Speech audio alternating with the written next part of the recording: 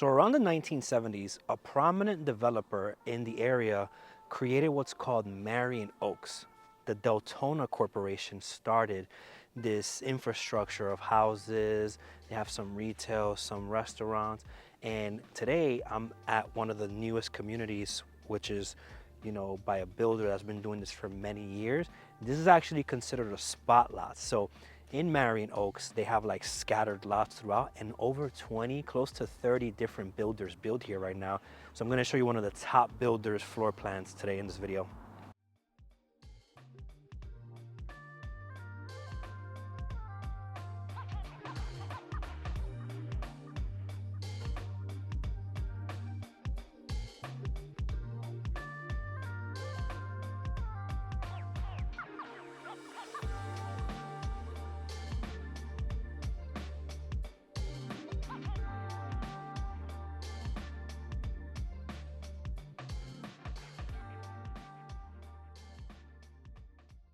One of the reasons why Ocala gained so much popularity was because of its close proximity to cities like Orlando and Tampa, also Gainesville as well, while still maintaining really good prices. And the affordability here is like next to none, while still being able to buy brand new homes just like this.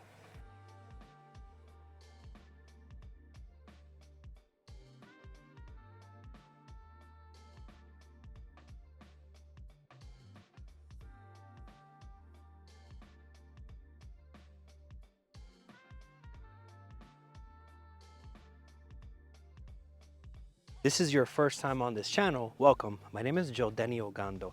I'm a Central Florida realtor, and I'm also a mortgage broker as well. With one credit pull, I'm able to shop multiple lenders for a good deal for you. This channel explores all things real estate. Today we're in Ocala, tomorrow we could be in Orlando, St. Cloud, Kissimmee. I actually used to live in Ocala when I first moved from New York, when I used to live in the Bronx. I moved to Ocala, was here for about a year in this actual area. Then I moved to Orlando, St. Cloud, Claremont, so I've been all over the place.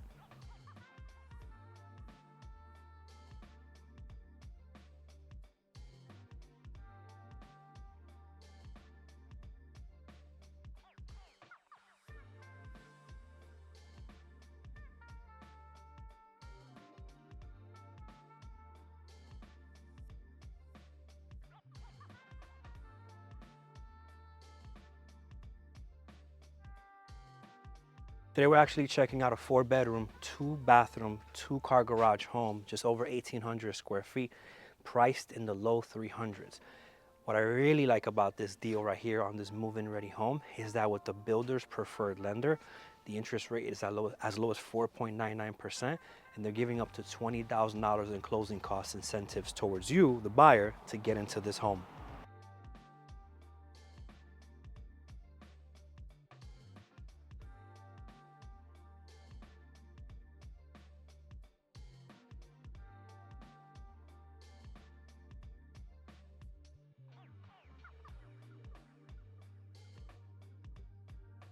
So if you've been looking for a home in Ocala, Orlando, Bellevue, anywhere in Florida, consider me a guide. Subscribe to my channel, drop a like on this video, and also drop a comment. Let me know where you're watching from.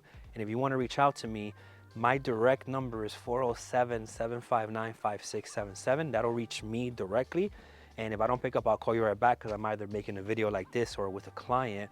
But I'm very dedicated to help you. Hours of operation are until 10 p.m. Eastern every day.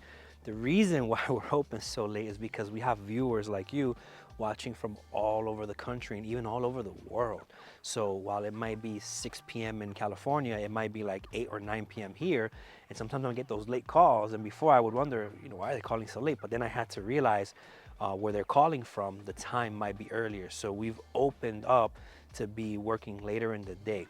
I have a team behind me of lenders and realtors as well, so that I can be in 2 or 3 places at once. So although I'll be the main point of contact on the entire transaction, I sometimes will have somebody show the house for me, or a mortgage loan officer handle the paperwork for me or do the loan for me, but I'll be overseeing everything in the process to help you.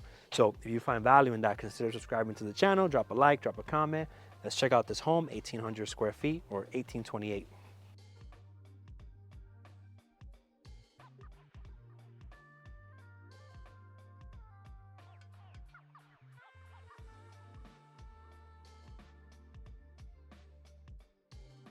So I got the compass right now, and the front of the house faces northwest. Some of my past clients, you know, it matters which direction of the house is facing. So this one is actually facing northwest, this home right here.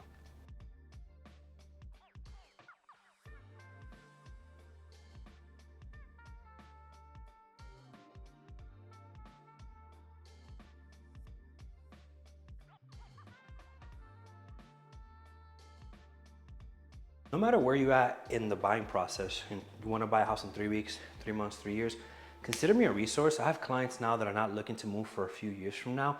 And with a quick phone call, I can get an idea of what you're looking for and put a quick criteria together and have properties sent to you either immediately, daily, weekly, or even monthly. Now, when we first walk into this property, we have this nice long hallway. This is one of this builder's most popular floor plan throughout the entire country. You get so much value out of this floor plan. It's so, the way they did it is really nice. You got 2 bedrooms here with the 1 bathroom here. The other bathrooms in the primary. You're gonna have a closet here, 2-car garage right there. The laundry room is here. You have another room right there, and right behind where the camera is at, you have your nice kitchen and living room as well.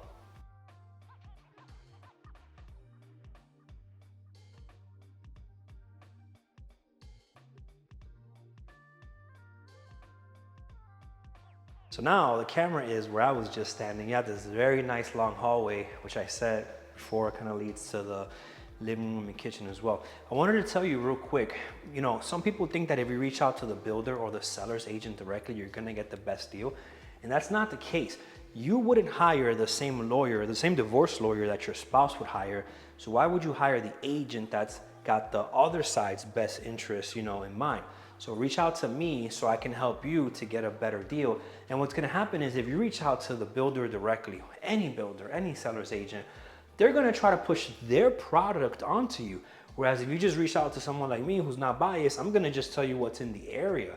You might see this house, but you might not know that there's another one down the street from a whole different builder with a whole different promotion or incentive. So consider reaching out to me so I can find you a good deal.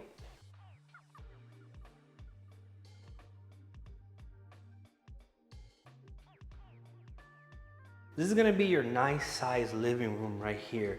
You can put a very big TV on this wall here, put some great furniture here. In the dining area over there, you put a nice size table, and then you have your beautiful kitchen there. Right back here, you have access to your backyard and your lanai. This builder's building on 0.23 to 0.26 acre lots, so you have massive privacy. And although this is like one of the big builders, there's no HOA and no CDD, so you don't have to worry about those restrictions. And you don't have to worry about the added fees to your taxes as well on the CDD. I do think CDD communities do bring some value. I do think that because I've actually lived in one. But if your scenario is where you're not gonna work, you know, mess with the amenities or do none of that, then don't mess with that. Get something like this where you have the privacy, no HOA, nobody bugging you, and no CDD on this property.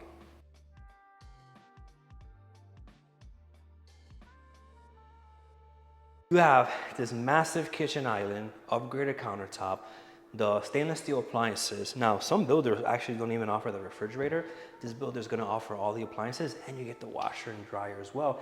And I do see that you get some of the blinds as well. Some of the builders don't even offer those blinds. This property has a nice, massive pantry as well for all the snacks.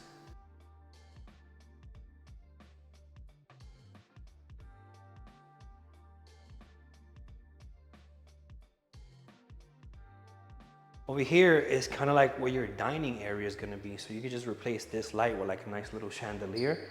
Or if you buy it from me, let me know and I got you with a closing gift. We got to stay on budget though. All right, so you have beautiful kitchen here. I would just recommend some backsplash, you know, to give it a little pop. Maybe put like an accent wall also. You know, it's pretty, you know, plain right now. But when you buy this house, you get to spruce it up however you would like.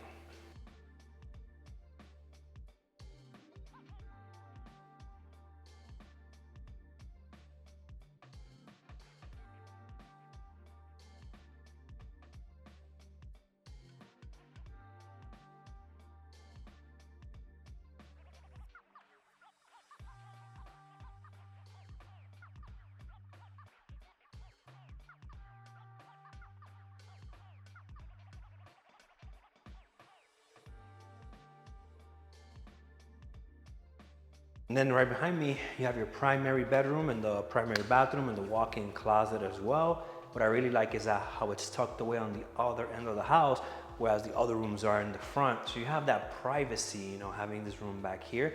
What are your thoughts on this house? 4 bedrooms, 2 bath, 1828 square feet, low $300,000, sitting on a .23 or .24 acre lot, no HOA, no CDD. We're in Marion County, Florida. We're in Ocala, which is kind of like northwest of Orlando, south of Gainesville, and like northeast of like Tampa. So we're pretty centrally located if you picked up a map and you look at it. And I think one of the best things about this property, you know, amongst the other properties that I've seen here, I've seen properties that are actually a little bit cheaper than this, but they don't have the incentives that this property has. They're starting at 4.99% interest rate with their preferred lender, giving you up to $20,000 in closing costs. And you can use some of that to also buy down the rate a little bit more. And in some scenarios, if you need down payment assistance, or if you qualify for maybe like a rural loan, like a USDA loan, you might not even have to have a down payment. You might just have a deposit and get your money back at closing, which could be a deal that we can get for you. I've actually done 2 of those where the client got a refund at closing. One of them was with a VA loan, and the other one was with a USDA loan as well. 3 of them. One was also down payment assistance. So I'm very experienced in all types of different scenarios to get you a good deal. So end of the tour, let me know what you thought of this property. Consider subscribing to the channel, drop a like, drop a comment, let me know where you're watching from. Also reach out to me. If you're looking to move in 3 months, like I said, 3 weeks, 3 years, maybe not 30 years, it's kind of far out. I don't know if I'm gonna still do real estate in 30 years, but if it's less than 30 years, hit me up and let's lock it in.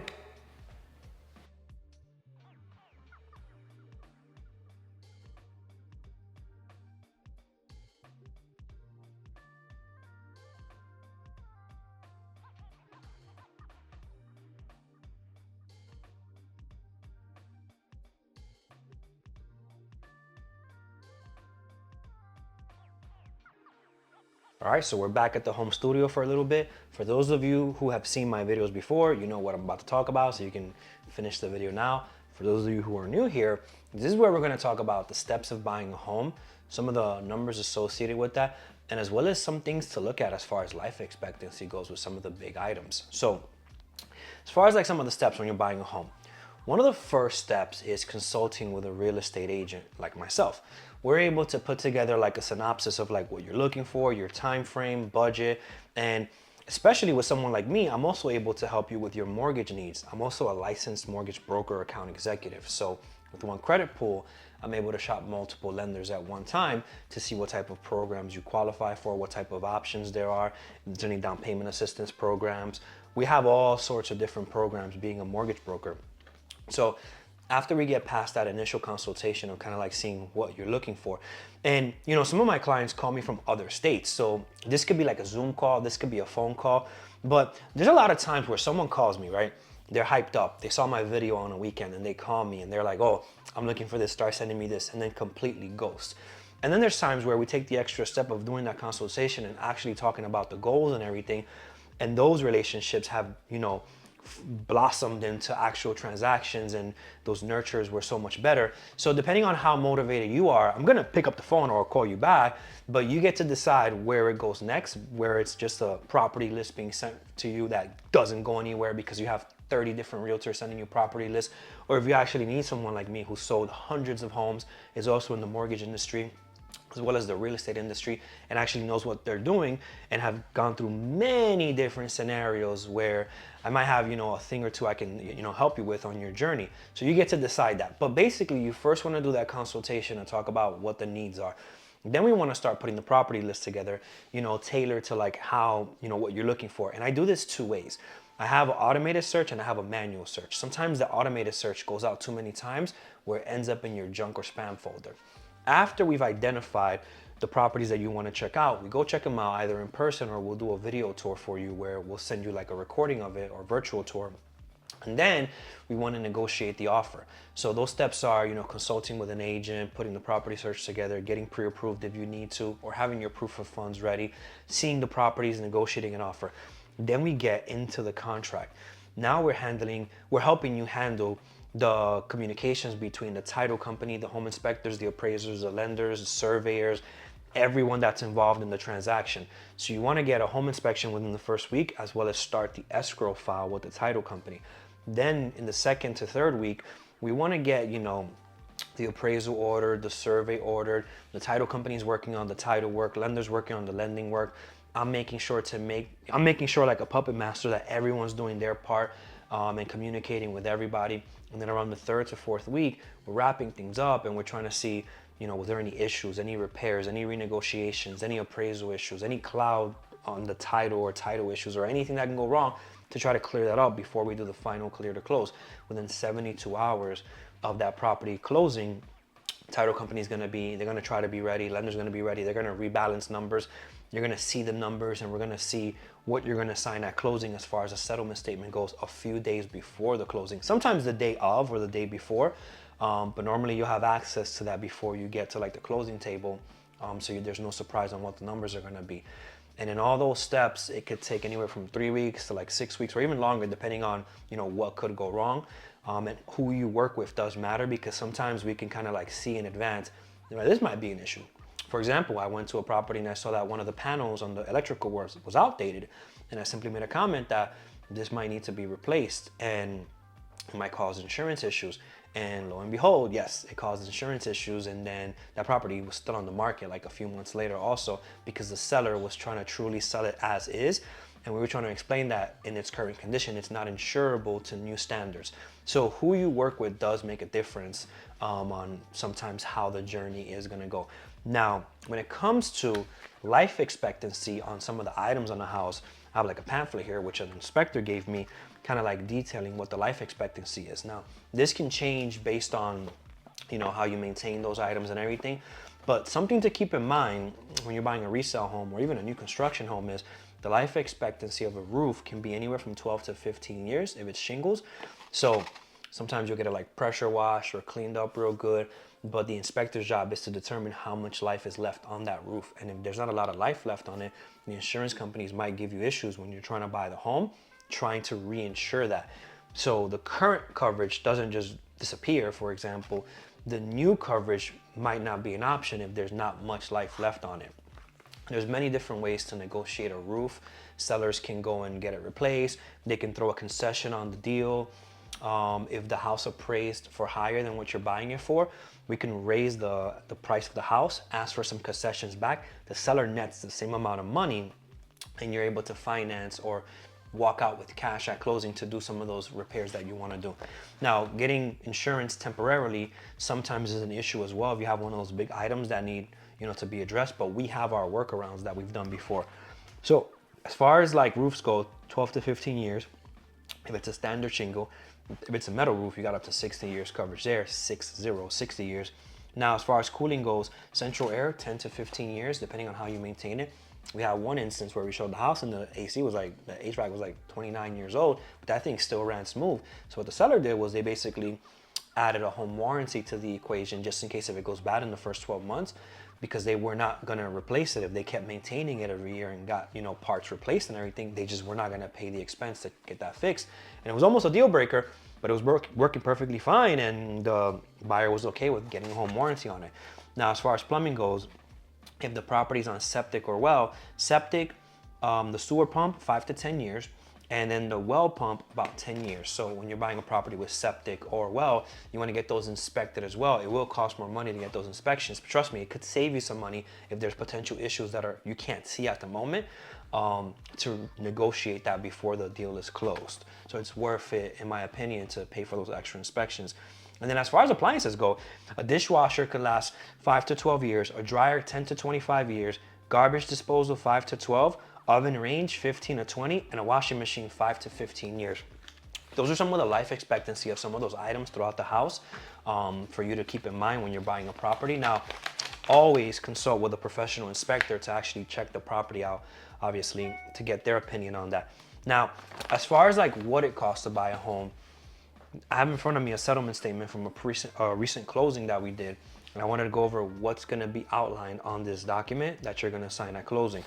So you're going to have the section with the financials first, which is going to show the sale of the property price, any deposits, any loan amount. So what you're buying it for, what deposit you put down, and then what the mortgage is going to be on it, if there is one. That's going to be right there. Prorations and adjustments. So any county taxes are there, HOA assessments are there, anything that has to do with the prorations or adjustments are going to be there. The next section is going to be loan charges. That's where you're going to see any points, origination fees, underwriting fees, flood certification, tax certification, prepaid interest, and then you have loan charges and other loan charges. Impounds are next. So we have homeowners insurance in there as the impounds, and then title charges are going to be on the next section. And then we're going to have commissions. Depending on when you're watching this video, if it's before August 17th, 2024, commissions are being handled a certain way. And then after August, or on August 17th and after, commissions are being handled a different way. And they're going to be paid out a little bit differently. It's going to be negotiated up front with the buyers, because for a long time the sellers were the ones that just flat out paid the commission. Now they're changing some of the rules up, and I'm not a lawyer or anything, but we have our ways of how we're going to navigate those waters when the time comes. Depending on when you're watching this video, the way that the commission is being paid out can change. So that's something your buyer's agent or me would negotiate directly with you. Commissions is next. Government recording and transfer charges, any payoffs on the mortgage is going to be next, and any miscellaneous fees. Now, one of the things that's very confusing when you're buying a house is property taxes and homeowners insurance. So what happens is, when you're buying a property, the property taxes are going to be prorated between the seller and the buyer. And the scary part is that a lot of people see it as, oh, the taxes went up. Well, no, the taxes were reassessed eventually after you bought the property. So what happens is, sometimes homes don't go for sale for a very long time, and they're at a certain, rate with their taxes, or, tax amount every month. And then after some years of the home being sold, the current tax rates or whatever are going to be higher. So when the home gets reassessed about a year later, the property taxes are going to adjust to what they should be. And it scares a lot of people, because that means that the numbers are going up. Because a lot of times when you're buying homes, a lot of times they're a little bit higher. You're buying it at a higher price than what they sold before. There are some times in like the luxury market where you're buying houses that were super expensive and they get super low, but based on my history and my sales, our averages are like 350K price points. We've sold over $34 million in homes, and at an average of like 350. Those are like gonna be like scenarios where they appreciated as we help those buyers buy those. Not too many scenarios where they depreciated. So the property taxes get adjusted up. And what happens after that is the homeowner's insurance is also charged up front. So property taxes, homeowner's insurance is charged up front to get paid out at closing. But then your mortgage is due about a month or two later, and you're gonna see it again monthly now, property taxes and insurance, and that confuses people. But what's happening is they're prepaying it now for the next payment for the following year. And the mortgage company is putting that into an escrow account, where at the end of the year, or when it's due, they'll then make that payment for you. And what's scary is that if the lender you're working with doesn't escrow the correct amount, then what happens is there could be a shortage when that time comes, and then you'll have to pay the difference at that time. And another thing is, sometimes to make deals work, lenders will just use the current tax bill and not tell anyone that it's gonna readjust. And it could be a scenario where they're super close in DTI for qualifying. And if anyone were to say anything about that, then they may not qualify. So the lender doesn't say anything. And then a year later, you get surprised with that bill and it's higher, and you truly can't afford the house anymore. So that's just it's a tragedy that then you have to sell your house, or short sell it, or rent it out, or do something, because you're surprised a year later, when you just finished settling into your beautiful home, that now it's gonna be more expensive. That's information on property taxes, the numbers, life expectancy, and what to expect on when you're buying a home.